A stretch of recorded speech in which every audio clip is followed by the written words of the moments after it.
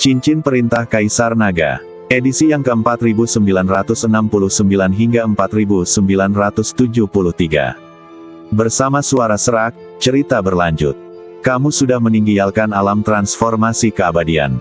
Humazi memandang Sentian, baru kemudian dia menyadari bahwa Sentian telah meninggalkan alam transformasi keabadian. Rekan Taoist Sen, hanya dalam waktu sebulan, aku tidak menyangka kamu telah mencapai tingkat alam dispersi keabadian. Xiu Rui juga terkejut saat melihat Sentian. Baru saja berhasil. Sentian tersenyum tipis, lalu memberitahu Humazi dan Xiu Rui tentang apa yang akan dia hadapi selanjutnya.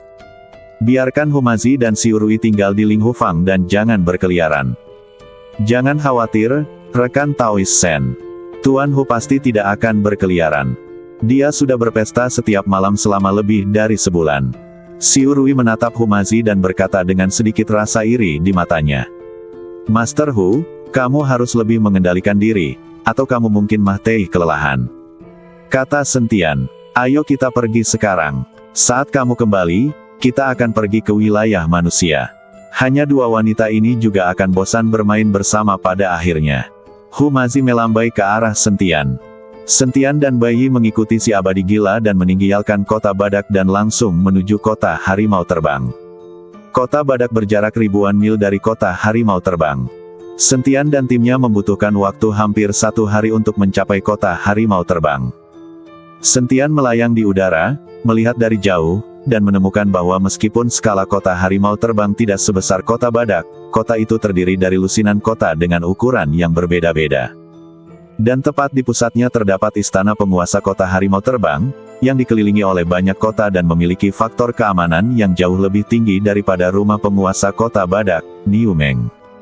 Kota badak hanyalah satu kota, dengan Niu Meng sebagai pemilik istana penguasa kota di tengahnya. Sementara kota harimau terbang terdiri dari puluhan kota dengan berbagai ukuran, masing-masing dengan pos pemeriksaan independen. Oleh karena itu, jika seseorang ingin melewati pos pemeriksaan ini dan memasuki istana penguasa kota di kota harimau terbang, itu akan lebih sulit daripada menunggunya. Saat matahari terbenam, senja berubah menjadi merah darah, mewarnai dinding batu biru di luar kota harimau terbang menjadi merah tua. Sentian memandang kota-kota yang saling terhubung seperti sisik binatang raksasa, dan energi spiritual di lengan bajunya beredar dengan tenang. Seperti kata pepatah, seseorang seharusnya tidak mempunyai niat untuk menyakiti orang lain, tetapi seseorang harus waspada terhadap orang lain. Tepat saat Sentian dan rekan-rekannya mencapai pos pemeriksaan pertama di kota, mereka merasakan 3 aura tersembunyi mengunci mereka bertiga. Berhenti. Kota harimau terbang berada di bawah darurat militer, semua orang luar harus segera pergi. Di depan pos pemeriksaan pertama, penjaga berbaju besi menghalangi jalan dengan tombak di tangan mereka, dan mata yang waspada dapat terlihat melalui celah-celah helm mereka. Tepat saat sang gila abadi hendak berbicara, Sentian mengangkat tangannya untuk menghentikannya. Dia melirik token giok yang tergantung di pinggang penjaga itu, dan sebuah rune emas samar terbentuk di ujung jarinya. Dia mengetuk token itu pelan-pelan dan berkata, tolong beritahu Tuan Kota Harimau Terbang bahwa kami dari Kota Badak dan telah diundang untuk menemuinya. Saat rune itu menembus token, ekspresi penjaga itu tiba-tiba berubah, dan dia memberi hormat dengan hormat dan membiarkannya lewat. Karena orang ini memang diundang oleh penguasa Kota Harimau Terbang, dan mereka, para pengawal kecil, tidak berani mempersulitnya. Terlebih lagi, mereka hanyalah penjaga kota kecil di garis depan dan memiliki kehadiran paling sedikit. Bayi merendahkan suaranya, menantu laki-lakiku, rune ini. Niu Meng memberitahuku, kalau tidak, kita tidak akan bisa melewati pos pemeriksaan manapun. Sentian tampak tenang, namun tatapan matanya menyapu pola formasi yang samar-samar terlihat di tembok kota. Namun dilihat dari situasi ini, aku khawatir ada lebih dari satu pos pemeriksaan. Benar saja, ketika mereka mencapai kota ketiga, gerbang kota terbanting menutup. 12 biksu berjubah hitam muncul dalam kabut hitam. Pemimpin itu memegang kompas perunggu, yang di atasnya tergambar 3 sosok dengan jelas, siapa kamu? Jika kamu berani masuk tanpa izin ke kota harimau terbang, kamu akan mati. Kami dari kota Badak. Kami menerima undangan dari penguasa kota harimau terbang dan datang ke sini untuk bernegosiasi. Sentian melangkah maju dan berkata, kamu dari kota Badak. Aku tidak mengenalmu. Jika kamu ingin bertemu dengan penguasa kota, kamu harus melewati kami terlebih dahulu. Pemimpin itu benar-benar memutar kompas, dan sebuah formasi langsung muncul di depan Sentian dan yang lainnya. Melihat itu, sang gila abadi mensibir, auranya melonjak. Tepat saat dia hendak mengambil tindakan, Sentian melangkah maju. Ujung jarinya menembus kehampaan, dan sebuah rune yang persis sama seperti sebelumnya pun terbentuk, tetapi kali ini rune tersebut memancarkan cahaya merah yang menyilaukan. Saat rune itu terintegrasi ke dalam formasi kota, seluruh kota berguncang hebat. Para biksu berjubah hitam menjadi pucat, muntah darah, dan terbang mundur. Namaku Sentian. Aku datang menemui tuan kotamu untuk memberinya muka. Jika ada yang mencoba menghentikanku, jangan salahkan aku karena membunuhnya. Suara Sentian bergema di seluruh kota bagaikan lonceng besar, dan bunyi yang bertahan lama bahkan menyebabkan munculnya retakan di awan. Para biksu berjubah hitam itu berjalan dengan ekspresi muram. Ketika Sentian dan rekan-rekannya melewati kota terakhir, atap rumah penguasa kota sudah terlihat. Gerbang merah tua itu perlahan terbuka, dan seorang pria parubaya mengenakan jubah ular piton emas berdiri dengan kedua tangan di belakang punggungnya. Itu adalah Jie Zong, penguasa kota harimau terbang. Dia melirik Sentian dan dua orang lainnya dan bertanya, "Siapa kalian bertiga? Mengapa aku tidak pernah melihat kalian di kota badak?" Ketiganya melangkah masuk ke halaman, dan kemudian sebuah kepingan giok kuno terbang keluar dari lengan baju Sentian. "Tuan kota Jie, tidak masalah siapa kami. Yang penting adalah kami dapat bernegosiasi denganmu atas nama Tuan kota Niu." Jie Zong mengambil slip giok itu dan pupil matanya tiba-tiba mengecil. Suasana di pelataran langsung membeku, hanya angin sore yang meniup dedaunan yang gugur, berputar-putar di antara mereka berdua. Jie Zong tentu saja mengenali kepingan giok ini. Itu adalah simbol identitas Niu Meng. Dengan kepingan giok ini, dia dapat mewakili Niu Meng dalam membuat janji apapun. Kalau begitu, mari kita bicara. Jie Zong mengembalikan slip giok itu kepada Sentian dan berkata, "Aku sedang berbicara denganmu. Bisakah kamu mengambil keputusan?" Sentian bertanya, "Omong kosong, aku adalah penguasa kota harimau terbang. Kalau bukan aku yang bisa mengambil keputusan, siapa lagi yang bisa?" Jie Zong mendengus dingin. "Meskipun kamu adalah tuan kota-kota harimau terbang, orang yang dapat membuat keputusan mungkin tidak ada di sini, kan?" Setelah Sentian selesai berbicara, dia melihat ke arah barat. Karena di sebelah barat istana penguasa kota, ada barisan pegunungan yang mengarah ke barat, dan ada lebih dari selusin kota di sepanjang jalan, yang semuanya berada dalam lingkup pengaruh kota harimau terbang. Tetapi Sentian menemukan bahwa puluhan kota di kota harimau terbang membentuk sebuah formasi. Meskipun sekilas, kota-kota ini melindungi kota utama di tengah. Namun, Sentian menyadari bahwa pusat mata formasi itu ada di pegunungan. Di pegunungan itu ada sebuah kota yang wilayahnya sangat luas, jenis kota kecil yang dipandang rendah oleh orang lain. Namun, pusat dari seluruh formasi besar ini terletak di atas kota kecil ini, yang jelas tidak masuk akal. Oleh karena itu, Sentian berspekulasi bahwa Jie Zong hanyalah penguasa kota dalam nama saja, dan orang yang benar-benar mengendalikan kota harimau terbang pasti ada di kota kecil itu. "Apa yang kamu bicarakan? Aku tidak mengerti apa maksudmu. Kalau kamu tidak mau bicara, silakan saja. Pokoknya, aku sudah memegang anak si badak tua itu. Aku punya banyak waktu untuk menunggunya bicara." Jie Zong tampak sangat marah dan berkata dengan wajah dingin. Melihat ekspresi Jie Zong, Sentian menjadi semakin yakin bahwa tebakannya sepenuhnya benar. "Tentu saja kami ingin bicara, kalau tidak, mengapa kami harus menempuh perjalanan ribuan mil untuk datang ke sini?" kata Sentian. "Baiklah, karena kamu ingin bicara, masuklah." Setelah Jie Zong selesai berbicara, dia masuk ke ruangan lebih dulu. "Saudaraku, hati-hati dengan tipu daya." Melihat ini, si gila abadi mengingatkan Sentian. "Menantu laki-lakiku, sebaiknya kita berhati-hati. Jie Zong ini jelas-jelas ingin mempermainkan kita dan bahkan telah mengirim orang untuk menguji kita di pos pemeriksaan." Bai Yi juga mengingatkan Sentian. "Kalian berdua tunggu di luar. Aku akan masuk dan melihat. Jika ada bahaya, kalian segera mundur dan jangan khawatirkan aku." Sentian berkata pada si gila abadi dan Bai Yi, "Saudaraku, menurutmu aku ini siapa?" Aku lebih baik mati daripada membiarkanmu dalam bahaya. Si gila abadi mengatakan hal ini dengan setia. Bayi melotot ke arah Sentian dan berkata, "Menantu laki-laki, jika aku melarikan diri sendiri, bagaimana aku bisa menjelaskannya kepada putriku? Ayo masuk dan bicara. Paling buruk, kita bertiga bisa bertarung bersama." Sentian mengangguk, lalu mengikuti Jie Zong ke dalam ruangan. Jika saja ada Jie Zong, Sentian tidak akan takut sama sekali. Dengan kekuatan Jie Zong, Sentian masih bisa menghadapinya. "Silakan duduk." Setelah memasuki ruangan, Jie Zong meminta Sentian untuk duduk. Kemudian seseorang membawakan mereka teh. Dan orang yang menyajikan teh adalah Li Tianbao, pemilik paviliun Tianbao di kota Badak. Pada saat ini, Li Tianbao telah memulihkan identitasnya dan menjadi tokoh inti di kota Harimau Terbang. "Aku tidak menyangka Tuan Kota Niu akan mengirimmu ke sini." Li Tianbao berkata dengan sedikit terkejut ketika dia melihat Sentian. "Siapapun yang datang, tetap saja sama saja, bukan?" Sentian mengatakan ini dengan makna ganda.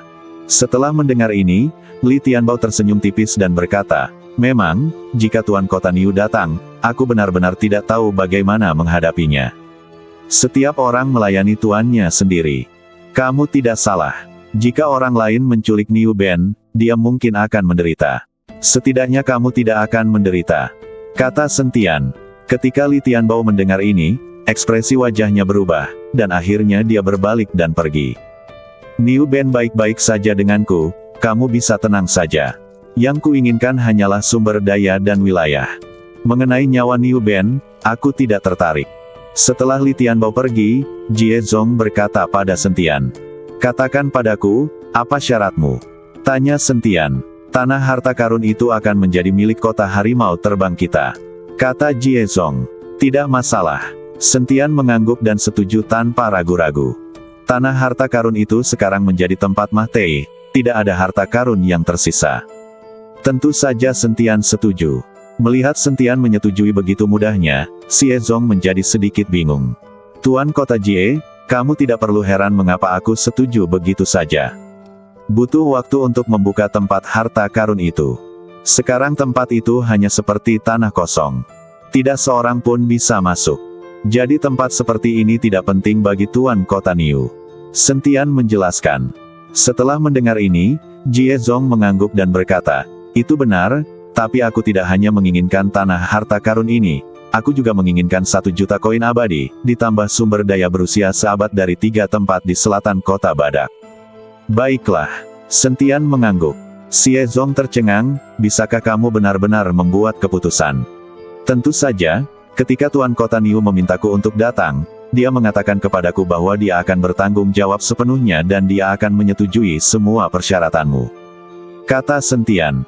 "Tahukah kamu berapa harga 1 juta koin abadi dan sumber daya berusia seabad di 3 tempat di selatan kota?"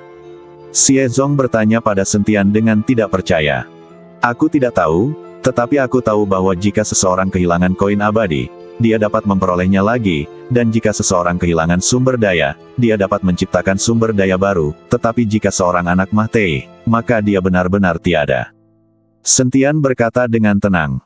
Jie Zong menatap Sentian dengan ekspresi bingung di wajahnya.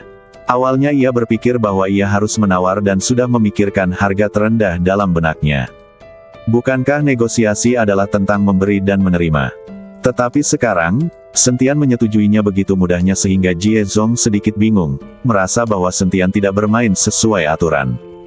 "Bisakah kamu benar-benar membuat keputusan?" Jie Zong bertanya lagi. "Tentu saja, tetapi jika aku setuju dengan syaratmu, kamu harus mengizinkanku bertemu Niu Ben. Jika aku tidak bisa bertemu dengannya, bukankah semua yang kita bicarakan akan sia-sia?" kata Sentian. "Itu benar." Jie mengangguk, lalu bertepuk tangan pelan. Li Tianbao yang telah pergi, masuk bersama Niu Ben. Wajah Niu Ben tampak sangat jelek, dan dia jelas ketakutan. Dan ketika dia melihat Sentian, wajahnya penuh kebingungan. "Niu Ben, jangan takut, aku di sini untuk membawamu pulang." Sentian melangkah maju, menepuk bahu Niu Ben dengan lembut dan berkata. Tepat ketika Sentian menepuk bahu Niu Ben, hembusan energi telah disuntikkan ke badan Niu Ben. "Kakak Sen, apakah ayahku memintamu untuk datang?" Niu Ben bertanya. "Ya, Kamu akan segera bisa pulang. Sentian mengangguk. Niu Ben akhirnya tersenyum dan terlihat jauh lebih santai. Pada saat ini, Jie Zong melambaikan tangannya dan meminta Li Tianbao untuk membawa Niu Ben pergi. Kemudian dia berkata kepada Sentian, kamu telah melihat anak itu, di mana sumber daya dan koin abadi yang aku butuhkan. Tuan Kota Jie, kamu juga tahu bahwa semua barang ini tidak dapat dikumpulkan sekaligus.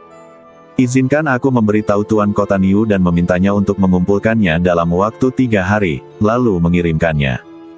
Tentu saja, kami tidak akan meninggalkan kota harimau terbang dalam 3 hari ini, tetapi kamu harus memastikan keselamatan kami dan keselamatan Niu Ben.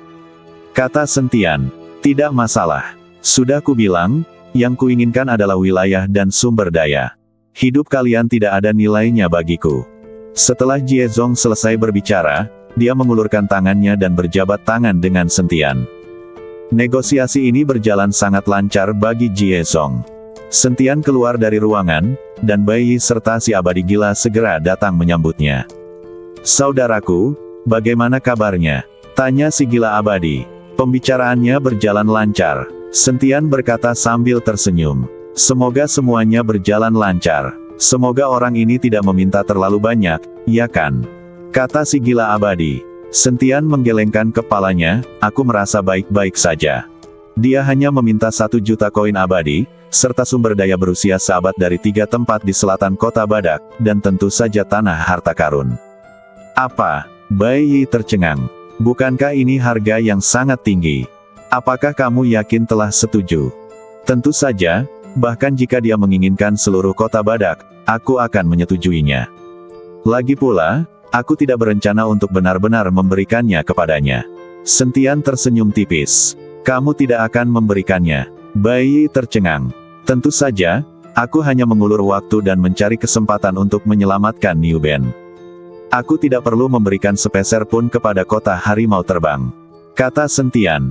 Saudaraku, kita telah melewati begitu banyak kota dan pos pemeriksaan di sepanjang jalan. Pasti sulit untuk menyelamatkan Niu Ben, bukan? Si gila abadi mengernyit sedikit. Selalu ada lebih banyak solusi daripada masalah. Kita masih punya waktu untuk menemukan solusinya. Sentian berkata dengan sangat optimis. Pada saat ini, orang-orang yang diatur oleh Jie Zong datang untuk membawa Sentian dan teman-temannya beristirahat. Selama 3 hari ini, Sentian dan teman-temannya hanya bisa tinggal di istana penguasa kota-kota harimau terbang. Setelah Sentian dan yang lainnya selesai, Jie Zong menatap ke arah pegunungan barat, dan sosoknya perlahan menghilang. Saat Jie Zong muncul di sini, dia sudah tiba di sebuah kota kecil di pegunungan. Ada sekelompok biksu berjubah merah di kota kecil ini, tetapi tidak ada seorang pun yang memberi hormat kepada Jie Zong ketika mereka melihatnya. Jie Zong pun tidak terkejut. Setelah itu, Jie Zong tiba di sebuah rumah yang telah direnovasi dengan mewah. Di dalamnya duduk seorang pria bertopeng. Wajah pria itu tidak terlihat baik. Ketika dia melihat Jie Zong datang, dia bertanya dengan suara dingin, ada hasil. Tuan, kami sudah mendapatkan hasilnya. 1 juta koin abadi, sumber daya selama 100 tahun, dan tanah harta karun. Kota Badak telah menyetujuinya. Jie Zong berkata dengan gembira. Oh, benarkah? Pria itu jelas terkejut, apakah mereka setuju begitu saja? Ya, mereka langsung setuju. Kita akan menyelesaikan semuanya dalam 3 hari. Jie mengangguk dan berkata, aku selalu merasa bahwa menyetujui terlalu cepat bukanlah hal yang baik. Kamu tidak boleh ceroboh dalam 3 hari ini. Kata pria itu. Aku mengerti. Jie Dian mengangguk. Sementara pria itu melambaikan tangannya, berbalik dan pergi. Setelah Jie Zong pergi, pria itu terbatu keras beberapa kali dan syal hitam di wajahnya terjatuh. Jika Sentian ada di sini saat ini, dia pasti akan mengenali pria di depannya. Pria ini ternyata adalah Huo Zhao, penguasa aula ke-8 kuil dewa tersebut. Pada saat itu, jiwa Huo Zhao dipanggil oleh Huo Zhenfeng, kepala keluarga Huo, dengan sebuah token. Dia akhirnya bertarung dengan Sentian untuk waktu yang lama. Sentian merasuki badan Raja Iblis Awan Merah dan menghajar Huo Zhao habis-habisan hingga akhirnya dia melarikan diri. Huo Zhao, yang berlari kembali, kondisinya lemah dan membutuhkan banyak sumber daya untuk menyehatkan badannya.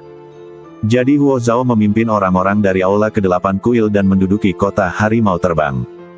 Dan sekarang penguasa kota Harimau Terbang, Jie Chong, hanyalah menjadi boneka. Itu juga merupakan ide Huo Zhao untuk meminta begitu banyak koin abadi dan sumber daya kepada kota Badak. Dugaan Sentian benar. Orang yang benar-benar memiliki keputusan akhir tidak berada di istana penguasa kota Harimau Terbang. Namun, Sentian tidak tahu bahwa orang yang diam-diam mengendalikan kota Harimau Terbang berasal dari Kuil, dan merupakan penguasa Aula ke-8 Kuil, Huo Zhao. Demikian pula, Huo Zhao tidak tahu bahwa Sentian akan menjadi salah satu orang yang datang untuk berunding. Dia mungkin tidak menduga bahwa Sentian akan mampu mencapai alam surgawi dengan menaiki tangga surgawi secepat itu. Pada saat ini, di istana penguasa kota Harimau Terbang, Sentian, Bai Yi dan si gila abadi tidak beristirahat, melainkan menatap malam yang semakin gelap dan diam-diam berjalan keluar ruangan. Istana tuan kota ini begitu besar, di mana kita bisa menemukan Niu Ben. Bai Yi sedikit mengernyit. Ayah mertua, aku telah menyuntikkan sedikit aura ke dalam badan Niu Ben. Sekarang kita hanya perlu merasakan auraku untuk menemukan Niu Ben. Setelah Sentian selesai berbicara, dia perlahan melepaskan indera spiritualnya dan mulai menjelajahi aura yang ditinggalkannya di badan Niu Bei. Tak lama kemudian, Sentian menyadarinya, lalu mengikuti tuntunan aura dan pergi ke halaman belakang istana penguasa kota.